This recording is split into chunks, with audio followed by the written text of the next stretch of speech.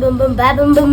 Dapat nga talaga hindi ako nagbo-voice over ngayong araw dahil nga yung mic pala namin naka-off Diyos meyo apo marimar kaya nagbo-voice over na ako. Ito nga pala isa sa mga nakita naming magandang motor sa Barako Pes at nakalagay nga din simpleng FI kaso nga lang sabi ko kay kuya simpleng FI nga lang ba talaga to? Pag nakita mo nga parang ang hindi simple mukha nga mamahalin talaga. Kaso nga lang hindi ko naman alam kung paano ko ba ipapaliwanag yung mga pyesa dito.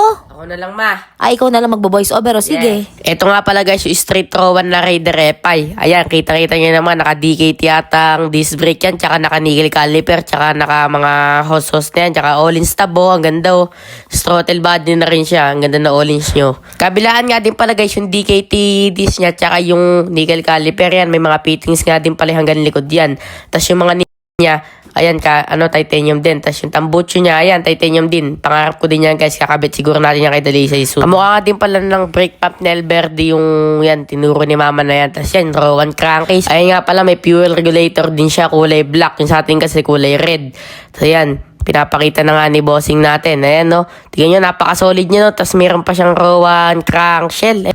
May crankshell na? Oh, wow. Ayun. Tsaka nga pala guys, yung mga rayos neto, yung mga bolts na maliliit sa rayos, ayan titanium na rin kung kitang-kita nyo. Ayan napaka-solid talaga. Talagang kahit maliliit na detalye, talagang mapapasabi ka ng solido. Tinanong nga pala dito ni mama kung magkano daw yung nagastos dito sa may Raider FI ni bossing. Sabi niya hindi daw kasi siya may-ari neto.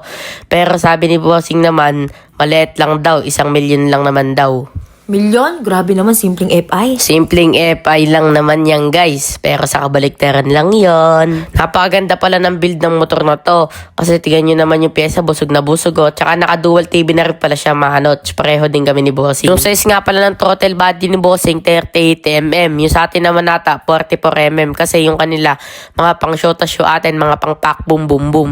Alam nyo, lahat na nagmo-motor show, nagsimula lang din talaga sa simpleng pangarap. Parang ako lang din. Di ko nga din nakalain na magkakaroon ako ng magandang motor. Talagang dati nangangarap lang talaga ako magkaroon ng magandang motor. Pero ngayon nandito na, kaya sa mga gustong magkaroon ng magandang motor dyan, huwag nyo madalian, hintayin nyo. May proseso tayong tinatawag. Sa motor show nga hindi naman mahalaga kung anong konsepto ka napapabilang. Mapa-pro ka man, mapa-non-pro ka at hindi rin naman mahalaga kung anong produkto ang nakakabit dyan sa motor mo. Ang importante kapag naglapag ka ng motor masaya ka. Masaya ka dahil na-flex mo yung motor mo. Masaya ka dahil napapakita mo kung anong build ang meron ka. Masaya ka dahil nagkakaroon ka ng maraming bagong kaibigan. At alam nyo ba kung ano pinaka-importante sa lahat? Yung meron ka nakikilalang mga bagong model. Kaya ka pala pumupunta sa motor show aruy!